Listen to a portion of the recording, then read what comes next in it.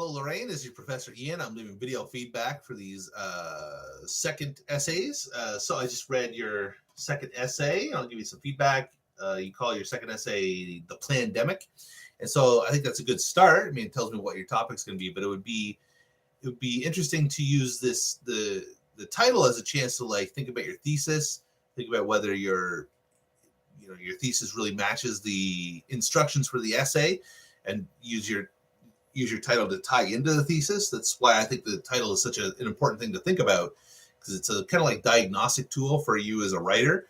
After you finish writing, you're looking at your title, you think, okay, does my title fit the theme of my paper?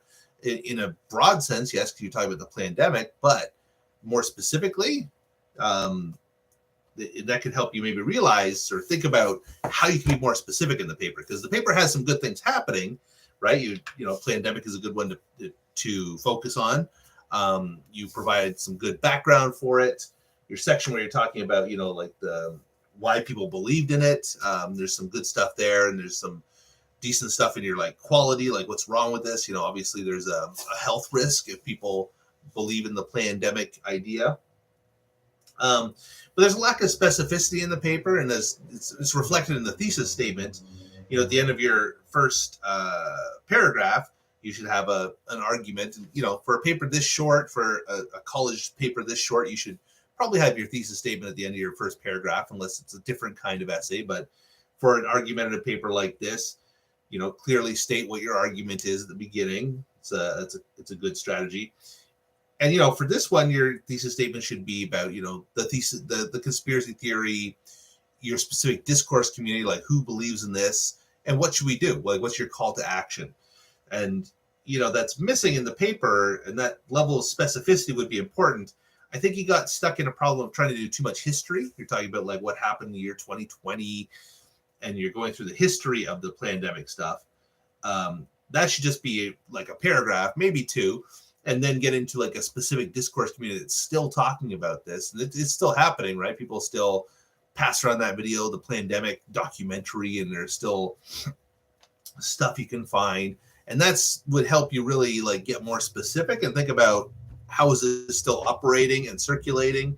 And that would allow you to later on in your paper offer a much more substantive, like small scale solution to the problem. Because when you get to your action jurisdiction section, you don't really have anything specific. You talk about how people were angry and scared. That's good. That's stuff you get to earlier and you should get into more in your cause section. But you don't really have any like specific strategies. Like, what do we do about this? And obviously, I don't expect solve the worldwide misinformation problem and plandemic and all that kind of stuff. But if you do focus on like a specific group, right, this one Facebook group, maybe you could like do more analysis in why that specific group believes this conspiracy, how it's functioning for them rhetorically, and what we can do, right? If you have a smaller scale focus on a specific group, that leads to more specific solutions in the end. It also will lead you to more specific analysis in your cause section, like why people believe this. If you focus on a specific group on Facebook, for example, and maybe you find like a church group or something, they're all talking about this, and you can think about that connection.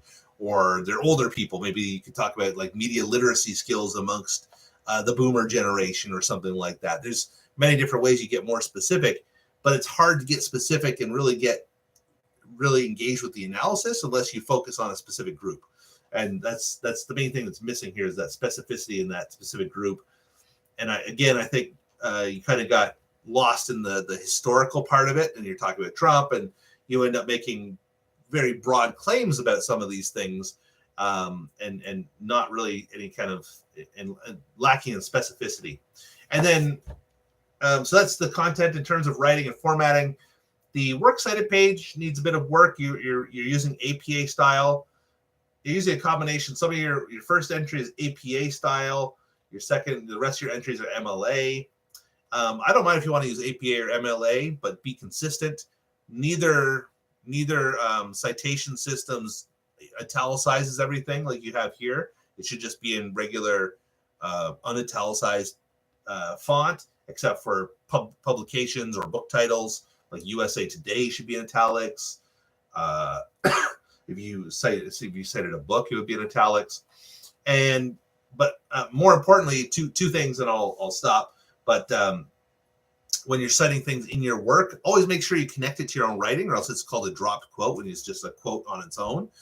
And then, when you write afterwards, stated in whatever the source is, that's not how we do in-text citations. I left you a couple examples, but you just have the source in parentheses, the author's last name if available, or the title of the article or text that you're citing, and a page number if it's available. But a lot of online publications no longer have pagination, so you don't include it if there's no page number. That's fine. But I left you some examples of that.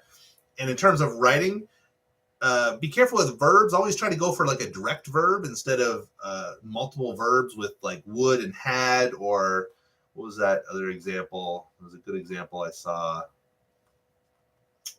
Now I won't be able to find it. You'll see it when you go through here, though. If COVID stayed growing at the same rate it did in early 2020, etc., it's much clearer if you write if COVID grew at the same rate, right? Just use the simple past tense of a verb rather than trying to use multiple verbs. It's almost always clearer if you use just one simple past tense verb rather than multiple verbs, right? It's clearer. There's fewer things to negotiate as a reader. So anyways, that's about it for now. If you have any questions or concerns, you can email me. There's feedback, and I'm happy to answer any questions. So otherwise, have a good night. Thank you very much.